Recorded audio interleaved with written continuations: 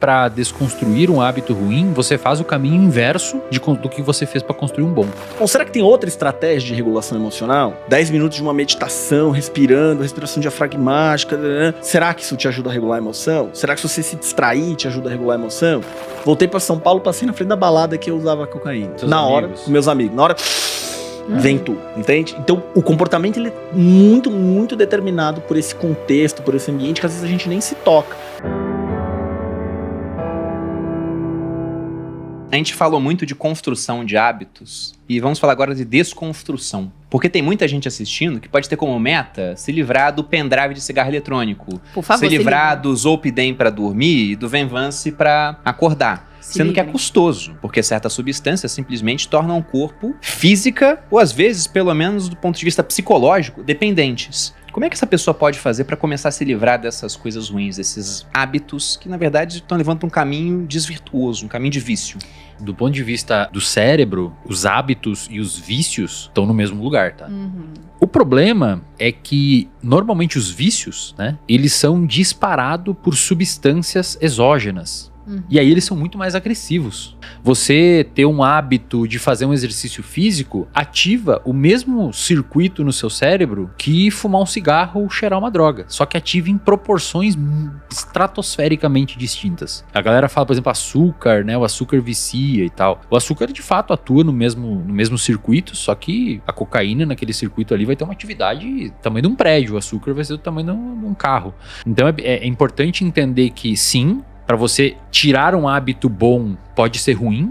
Basta ver um jogador, um atleta que se lesiona e não consegue mais treinar. Isso pode gerar uma alteração de humor nessa pessoa, porque aquilo é recompensador para ele.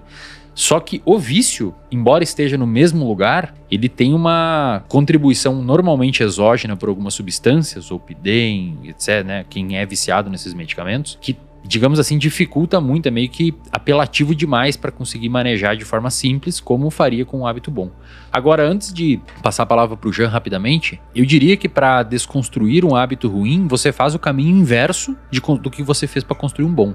Então, se para tomar mais água você deixa a água perto, para parar de fumar o pendrive ou alguma coisa assim, talvez seja interessante começar a se distanciar, criar estratégias de dificuldade de acessar. Se você quer parar de pedir comida no iFood, talvez seja interessante você deixar as marmitas prontas, você, sabe, tentar sujar um pouco aquele hábito para você ver se você consegue desvincular ele de você. Não é tão simples quanto parece, assim, né? Desconstruir um hábito. Essa estratégia que o Wesley trouxe, ela é bem importante, esse rearranjo ambiental. Quanto mais eu tenho dificuldade em executar o hábito, melhor. É do mesmo jeito que eu quero facilitar o consumo da água. Quanto mais eu dificultar, por isso que eu falei, o celular, modo avião, na gaveta. Às vezes o paciente, por exemplo, eu digo por conta da minha experiência clínica, tá? Fala, não consigo acordar cedo, Cara, a gente vai ter 5 despertadores no quarto. O sexto é no banheiro. Você só vai conseguir desligar quando você levantar. Entende? Assim? Então, uma coisa é todo esse rearranjo ambiental. Então, imagina assim, nossa, eu queria muito comer um chocolate agora. Puta, eu preciso pegar meu carro e ir até a padaria comprar um chocolate. Diferente, tá aqui na minha gaveta. Sim. Eu abro a gaveta. Faz muita diferença. Pro Bruno, por exemplo, ele sempre Total. pega o carro. Comprar Faz diferença, que às vezes o carro tá lá também. Exato. Mas é verdade. E isso ensina pra gente uma coisa muito importante, que o comportamento humano, ele é probabilístico. Então a gente faz coisas pra favorecer a probabilidade de um comportamento acontecer total. ou diminuir a probabilidade de não acontecer. Então eu tô zoando, mas na maior parte do tempo ele Tá não certo. compra. Exato. Exatamente. Se plotar num gráfico de novo, se o bolo tivesse ali, tu comeria muito mais do que pegar o carro. Com toda ali. certeza. Com certeza. Então é uma maneira de diminuir. Quando a gente fala em coisas químicas, cigarro, pendrive, sei lá, drogas, muitas vezes você precisa fazer uma redução gradual. Então, tira a cocaína da noite pro dia de um cara que é dependente. Né? O cara fuma pendrive cada 70 puffs no dia. Puta, talvez você tenha que começar diminuindo. Pra ele não ter uma coisa assim que quando ele pegar, ao invés de dar 70, ele vai dar 200. Né? Então, às vezes você precisa fazer essa redução gradual. Muito desse rearranjo ambiental. E muitas vezes a gente precisa olhar se esse comportamento tá em nome do quê. Então, por exemplo, você falou mais cedo, o Bruno falou assim, cara, tô ansioso, estressado com o trabalho, né? Parece que aumenta a vontade de comer o bolo. Não parece, aumenta. E quando você come a gordura, o açúcar, isso traz um conforto emocional, né? Uma regulação emocional. O que daria pra fazer? Que outras maneiras a gente tem para diminuir o teu estresse? Sexo, por exemplo. Fudeu. Né? Ou seja, e aí a gente Aí o começa... Bruno bota a meta de 4 livros no ano. Uma ideia. Né? Aí, Uma ideia. Uma ideia boa. Agora a gente começa a explorar assim, poxa, legal, a minha mulher quer fazer mais sexo. Bom, será que eu conseguiria diminuir meu estresse? Talvez sim, talvez não. Também é muito fácil falar, trabalha menos, né? Pô, também não é assim. Bom, será que tem outra estratégia de regulação emocional? Né? Será que se em vez de você comer o bolo, se você fizer 10 minutos de uma meditação, respiração diafragmática, né? Será que isso te ajuda a regular a emoção? Será que se você se distrair te ajuda a regular a emoção? Né? Quem tem essa fissura por doce, por exemplo, e eu digo como alguém que tem, passa 10 minutos e vai embora, né? Já percebeu? Preciso comer um chocolate agora. Dá 10, 15 minutos, ele vai indo embora. Até você esquece. Às vezes você quer uma sobremesa, o garçom demorou tanto pra chegar que você nem quer mais. E não é porque você tá com pressa, porque a vontade diminui. Então tem várias dessas coisas que você precisa olhar. Esse hábito, esse vício, tá em função do quê? Em nome do quê? Como que eu faço um rearranjo ambiental pra diminuir a minha tendência a fazer isso? Quais outras pequenas ações eu preciso tomar no meu dia a dia? Eu preciso fazer uma redução gradual daquilo ou não? Então são algumas ideias.